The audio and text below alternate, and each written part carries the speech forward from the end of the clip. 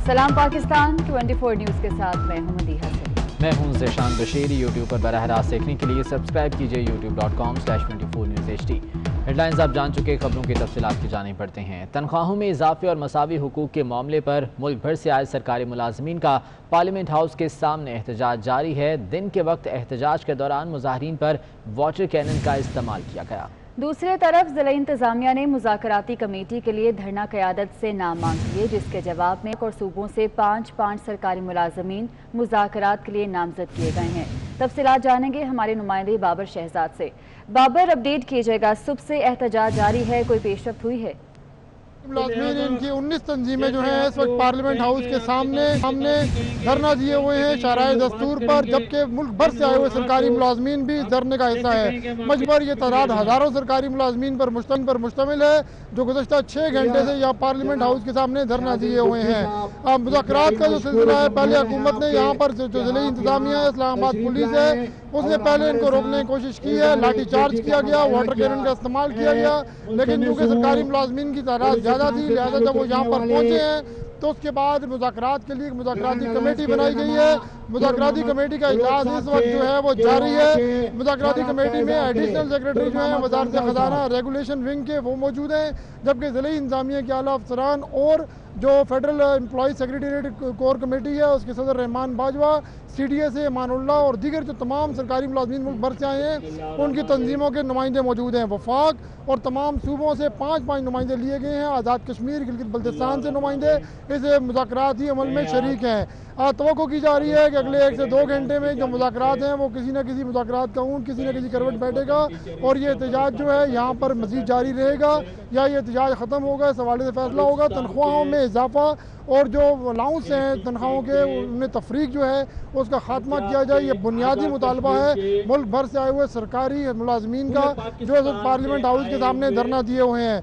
बड़ी तादाद में जो अहम सियासी रहनुमा हैं उन्होंने भी इस धरने में शिरकत की है। ख्वाजा आसिफ मुस्लिम लीग नून से आए हैं, शाहजैन बुगटी आए हैं, साबिक स्पीकर आए हैं यहाँ पर और साबिक स्पीकर कौमी असम्बली और इसके अलावा दीगर जो रहनुमा हैं वो JUIFA के मरकजी रहनुमा मौलाना अब्दुल गफूर हैदरी वो भी यहाँ पर आए हैं और उन्होंने भी खिताब किया है, इज़हार यकजहती किया है इन सरकारी मुलाजमीन से। जी ठीक है बाबर शहजाद, बहुत शुक्रिया आपका। पार्लियामेंट के बाहर एहतजाज में खवातीन सरकारी मुलाजमीन भी शरीक हैं। पार्लियामेंट के सामने बैठी खवातीन हुकूमत से किस कदर मायूस हैं, इस बारे में बात करेंगे अवैस कयानी जो कि वहाँ पर मौजूद। अवैस, क्या कहना है इन खवातीन का?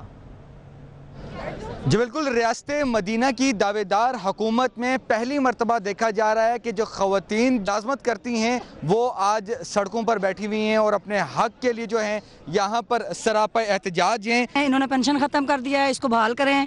हमारी पे में इंक्रीमेंट जून में नहीं लगा, वो लगाएं।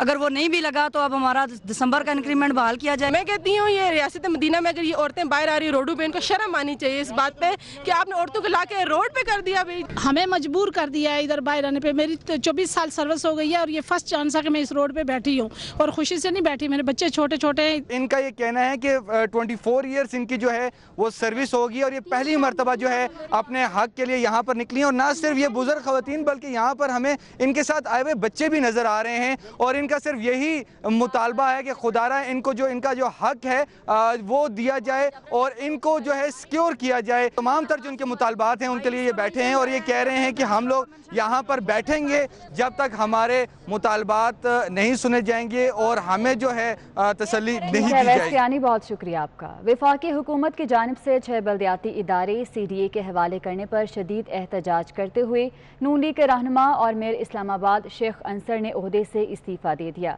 मेयर इस्लामाबाद ने इस्तीफ़ा इलेक्शन कमीशन को भिजवा दिया है। इसी पर बात करेंगे हमारे नुमाइंदे वली चौधरी से। वली चौधरी, अपडेट कीजिएगा इस मामले के हवाले से। जी बिल्कुल, देखें इस्लामाबाद शहर की एक बड़ी खबर है कि जो पाकिस्तान तहरीक इंसाफ और मुस्लिम लीग नून है वो इस्लामाबाद में भी आमने सामने नज़र आती हैं और जिस दिन से ये जो वफाकी हुकूमत है ये बरसर इक़्तिदार आई तो तकरीबन इसको 2 साल का अरसा गुजर चुका है और उस वक्त से ही जो एक रिफ्ट था फेडरल गवर्नमेंट के दरमियान और जो लोकल गवर्नमेंट थी इस्लामाबाद की उसके दरमियान, क्योंकि जो फेडरल गवर्नमेंट है वो PTI की थी और जो बल्दियाती हुकूमत है वो नून लीग की थी, तो उसी वजह से ये रिफ्ट बढ़ते बढ़ते आज इस नहज तक पहुँच गई कि जो मेयर اسلام آباد ہیں شیخ انصر عزیز، چونکہ ان کا تعلق مسلم لیگ نون سے ہے تو انہوں نے باقاعدہ طور پر اپنے عہدے سے استعفیٰ دے دیا.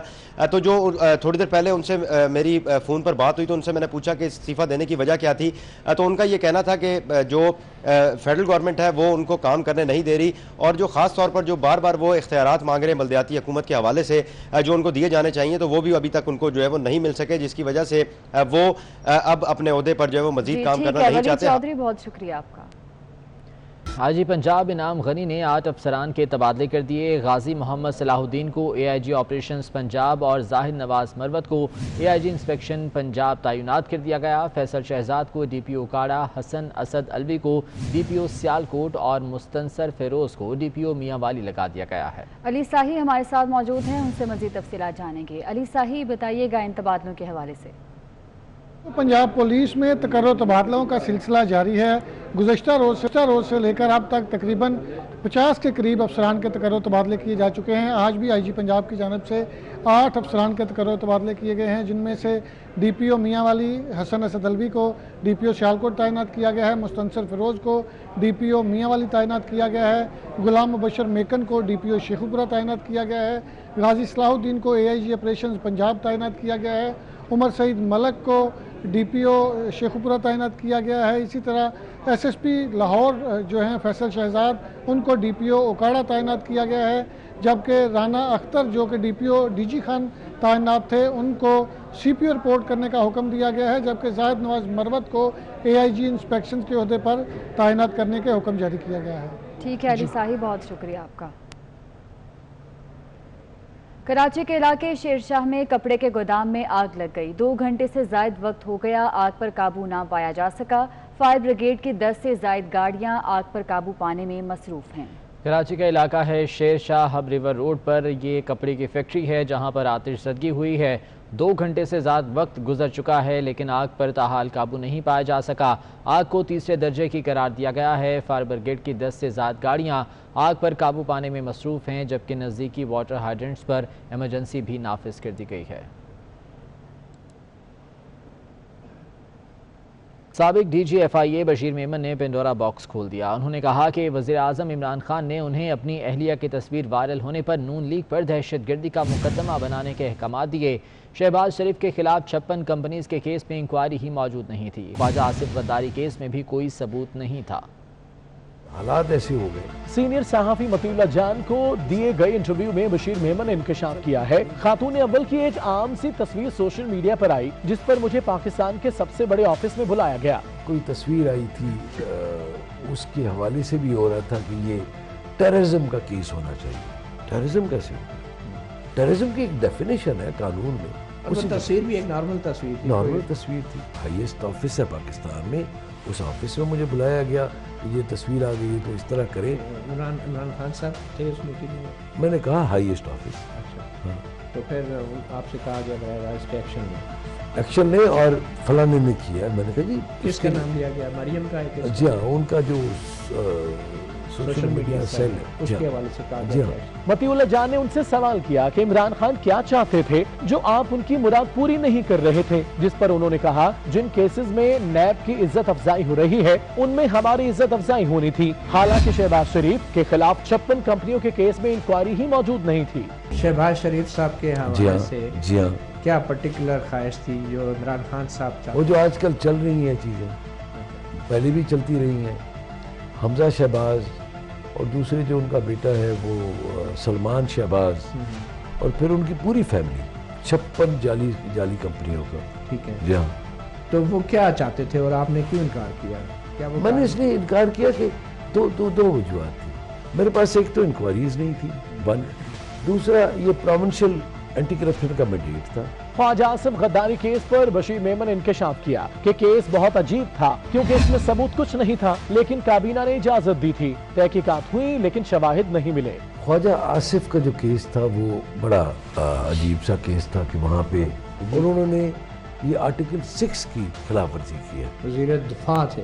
وزیر دفاع تھے تو آئین غداری کا پرچہ ہوتا ہے. غداری کا پرچہ، لیکن اس کے لیے ایویڈنس ہمیں چاہیے ہوتا ہے. ایویڈنس تھا کیا؟ اویلیبل ایویڈنس کیا؟ کچھ بھی نہیں. انہوں نے یہ بھی بتایا کہ الیکٹرک کی مالک کمپنی ابراج گروپ کے خلاف انکوائری پر وزیر اعظم نے برا منایا. عمران خان صاحب کیا چاہتے تھے؟ ان کے خیال میں کہ FIA نے بہت خراب کیا کہ ان کے خلاف یہ انویسٹیگیشن نہیں ہونی چاہیے. اچھا. اس کو جو گیس ملی تو وہ یوں اس طرح ملی. میں نے کہا سر وہ ایک الگ بات یہ کہ پیسے تو وہ دے نا, گیس تو اس نے چلائی ہے نا. حکومت نے بشیر میمن کی پینشن روک لی تھی جس کے خلاف انہوں نے عدالت سے رجوع کیا تو گزشتہ دنوں عدالت نے ان کے حق میں فیصلہ سنایا. سابق DG FIA بشیر میمن نے انکشاف کیا کہ وزیراعظم عمران خان خواجہ آصف کی وجہ سے پریشان تھے. انہیں مشورہ دیا کہ اسمبلی میں تقریریں ہوتی رہتی ہیں. وزیراعظم نے ان سے کہا کہ تم خواجہ آصف اور نواز شریف سے گھبراتے ہو. احمد نورانی کی ٹویٹ پر وزیر داخلہ اعجاز شاہ نے کہا کہ کارروائی کرو. اعجاز شاہ کو کہا کہ کارروائی نہیں بنتی, اگر کرنی ہے تو عدالت جائیں. اعجاز شاہ نے کہا کہ اس کی ٹانگیں توڑ دو, میں عدالت نہیں جاؤں گا.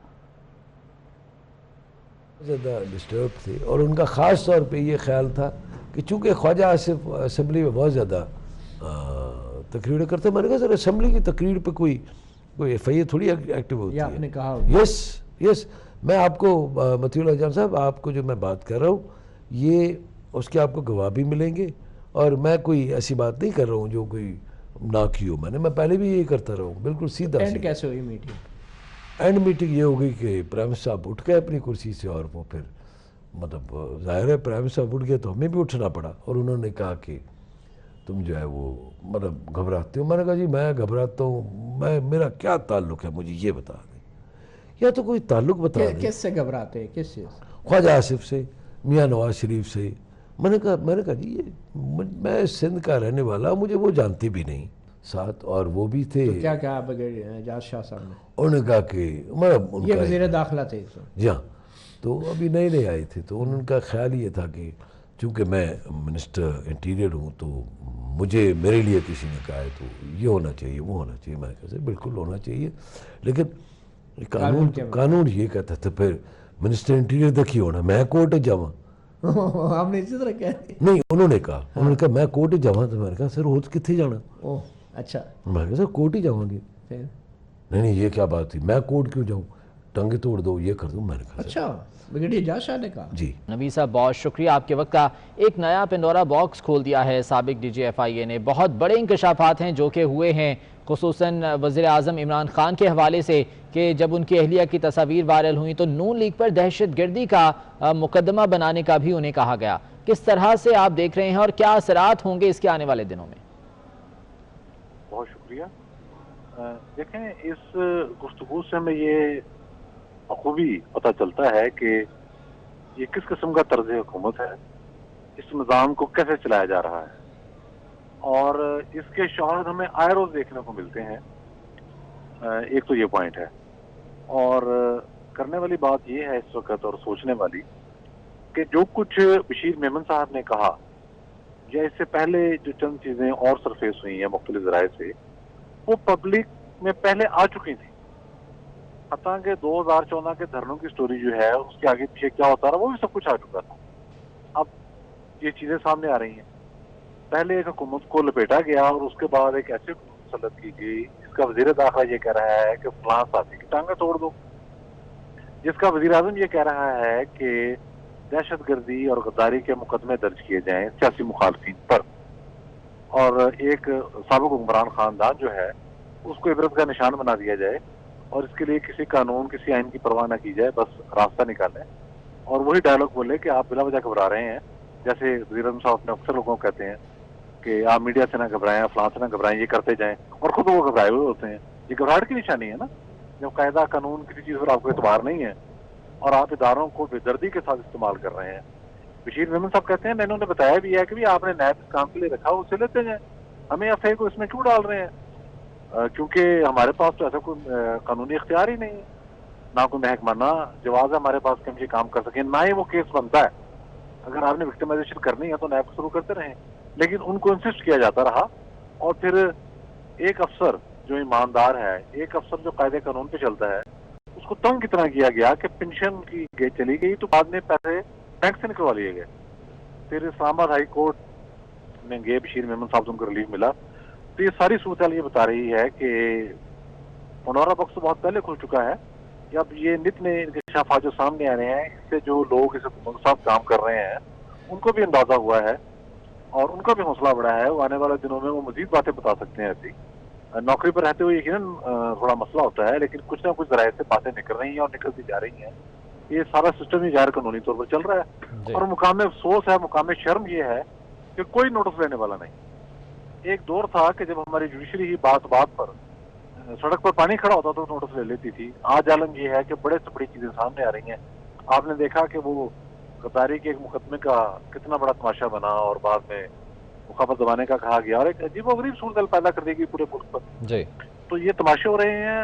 इदारों को बेदर्दी से इस्तेमाल किया जाना, मैं आपको बड़ी जिम्मेदारी के साथ कह रहा हूँ, मैं सहाफत के साथ कानून का भी छोटा सा तालिब इल्म हूँ। इदारों को इस तरह से इस्तेमाल करना ना सिर्फ कानून की खिलाफ वर्जी है बल्कि सरीहन आइन की भी खिलाफ वर्जी है।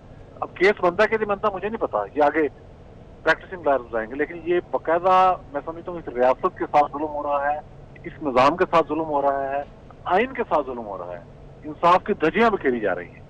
ये सारी चीजें नोटिस लेने वाली हैं, लेकिन चूंकि एक पेज है और फिलहाल उनको इम्यूनिटी हासिल है तो वो उसको एंजॉय कर रहे हैं। लेकिन ये सिलसिला रुकेगा नहीं, ये सारा केस बन रहा है और अल्टीमेट ये सब इनका किया क्या इनके सामने आएगा। ये मुमकिन नहीं है कि आप इस तक आगे चले जाए और बचे रहें। ठीक, नवी साहब साथ ही रहेगा। सलीम बुखारी साहब भी हमारे साथ मौजूद हैं, सीनियर एनालिस्ट हैं, उन्हें भी शामिल गुफ्तगू करते हैं। सलीम बुखारी साहब, बहुत शुक्रिया आपके वक्त का। दावे तो हर रोज़ हम देखते हैं, मीडिया पर बयानात हम देखते हैं कि जी इदारे आज़ाद हैं, इदारों पर कोई प्रेशर नहीं है और कोई उन्हें इस्तेमाल नहीं कर रहा, लेकिन ये जो बशीर मेमन साहब के इंकशाफात हैं ये तो कुछ और ही कहानी बयान करते हैं। सर मोहतरम नवीर चौधरी साहब, मैं उनके साथ शदीद इख्तलाफ कर रहा हूँ। एक ऐसे शख्स के बारे में जिसको सुप्रीम कोर्ट ऑफ पाकिस्तान ने सादक और अमीन करार दिया है, वो सही तो इस्तेमाल कर रहा है लोगों का, दिया गया था तो छोटा सा नैब के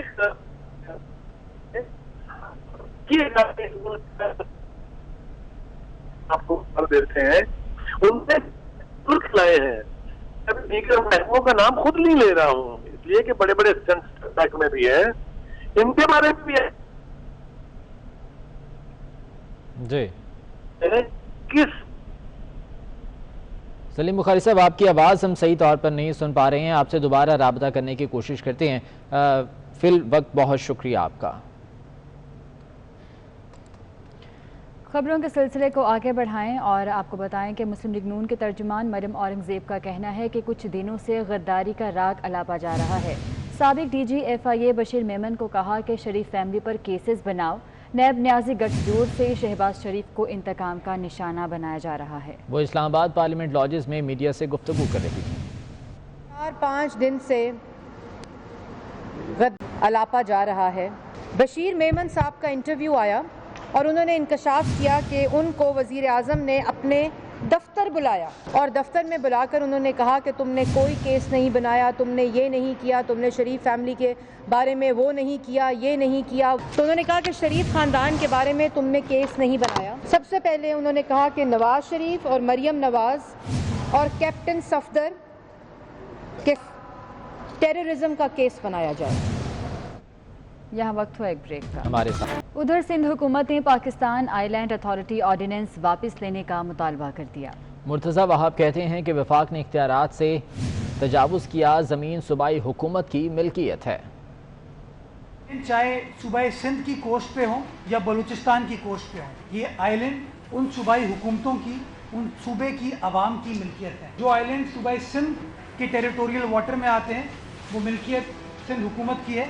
इस ऑर्डिनेंस के ज़रिए उन्होंने ये तासुर ज़ाहिर करने की कोशिश की है कि जैसे वो किसी भी आइलैंड को अपना शेड्यूल अमेंड करके वफाक की प्रॉपर्टी में ऐड कर सकते हैं। ये कानूनी एतबार से, आइनी एतबार से पॉसिबल नहीं है। इस वजह से आज सिंध की काबीना ने इस ऑर्डिनेंस के ऊपर अपने सख्त रिजर्वेशन का इजहार करते हुए फौरी तौर पर यह डिमांड की है कि वफाकी हुकूमत इस गैर आइनी, गैर कानूनी ऑर्डिनेंस को विड्रॉ करें।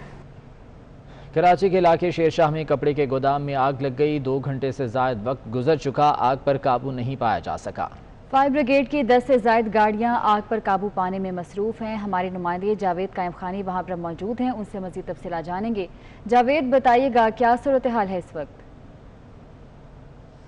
جی بالکل جی، فائر آفیسر ہیں عبدالاحد، ان کے مطابق جو ہے وہ آگ کی اطلاع تقریباً 3:15 بجے ملی، جبکہ آگ جو ہے وہ 1 گھنٹہ قبل لگی تھی، اور فیکٹری اور یہ جو علاقہ ہے تقریباً 5000 گز کے اوپر 2 پلاٹ ہیں، گراؤنڈ +2 جو ہے بلڈنگیں، تمام دونوں جو بلڈنگیں ہیں اس 2 پلاٹس کے اوپر جو ہے ان تمام کے اندر جو ہے وہ آگ ہے، لیکن اس کو بڑھنے سے جو ہے سب سے پہلے روکا گیا، اور جو اس میں لوگ مزدور کام کر رہے تھے، امپلائز تھے، ان تمام کو جو ہے وہ پہلی ترجیح تھی ان کو نکالنے کی۔ جیسی آگ لگی تو اپنی مدد آپ کے تحت جو ہے وہ تمام ریسکیو کر لیا گیا تھا، انسانی جانوں کو بچا لیا گیا تھا، کسی قسم کی جانی نقصان کی اطلاع جو ہے موصول نہیں ہوئی ہے، اور 3 اطراف سے جو آپریشن جاری ہے۔ آپریشن کے اندر جو ہے 10 سے زائد گاڑیاں فائر بریگیڈ کی اور ایک جو ہے سنارکل موجود ہے، جبکہ 15 سے زائد جو ہے واٹر ٹینکر جو ہے وہ پانی کی ترسیل کے اوپر معمور ہے۔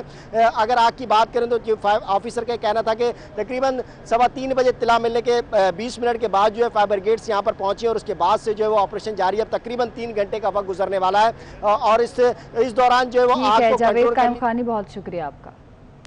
لاہور میں حضرت عثمان علی حجویری المعروف داتا گنج بخش رحمۃ اللہ علیہ کے 977ویں عرس کی تقریبات کا سلسلہ جاری ہے۔ ملک بھر سے زائرین نے بڑی تعداد میں داتا دربار کا رخ کر لیا۔ تفصیلات جانیں گے سعود بٹ سے۔ سعود، اپڈیٹ کیجیے گا۔ آج بالکل حضرت داتا علی حجویری کے 977ویں عرس کی باقاعدہ تقریبات کا آغاز ہو گیا ہے۔ 3 روزے یہ تقریبات ہیں۔ آج صوبائی وزیر مذہبی امور پیر سید سعید الحسن شاہ کی جانب سے باقاعدہ عرس کی جو تقریبات ہیں ان کا افتتاح کیا گیا ہے چادر پوشی کے ساتھ ہی ساتھ دیکھنے میں آ رہا ہے کہ داتا دربار کے اطراف میں ڈھول کی تھاپ پر رقص کیا جا رہا ہے اور روایتی رقص پیش کیا جا رہا ہے۔ ڈھول کی تھاپ پر دھمالیں ڈالی جا رہی ہیں۔ خصوصی طور پر جو داتا دربار کے دروازے کے بالکل سامنے جو مرکزی سبیل لگائی گئی ہے دودھ کی، اس کا افتتاح کیا گیا ہے، جس کے بعد سے اب باقاعدہ جو زائرین یہاں پر آ رہے ہیں ان کو دودھ کا 1 کلو کا جو پیکٹ ہے وہ سبیل کے تھرو دیا جا رہا ہے۔ نظر و نیاز کا سلسلہ داتا دربار کے اندر بھی جاری ہے، اور اطراف میں بھی جو ہے وہ کافی زیادہ جو شہری ہیں وہ نظر و نیاز کا اہتمام کر رہے ہیں۔ سیکیورٹی کے انتظامات بتائے جائے تو سیکیورٹی کے سخت انتظامات کیے گئے ہیں۔ DIG آپریشنز لاہور نے اب سے کچھ ہی دیر پہلے یہاں پر سیکیورٹی انتظامات کا باقاعدہ طور پر جائزہ لیا ہے۔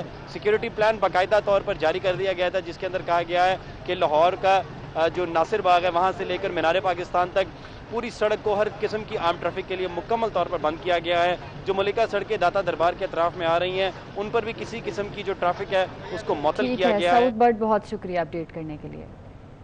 ایبٹ آباد میں تعمیراتی کام کے لیے قیمتی درختوں کو تباہ کیا جانے لگا ہے۔ ہیوی بلاسٹنگ کے باعث قیمتی درختوں کو نقصان پہنچنے لگا، ساتھ ساتھ قدرتی ماحول بھی تباہ ہو رہا ہے۔ فوٹیج میں دیکھ سکتے ہیں کہ پتھروں کے لیے کیسے درخت گر رہے ہیں۔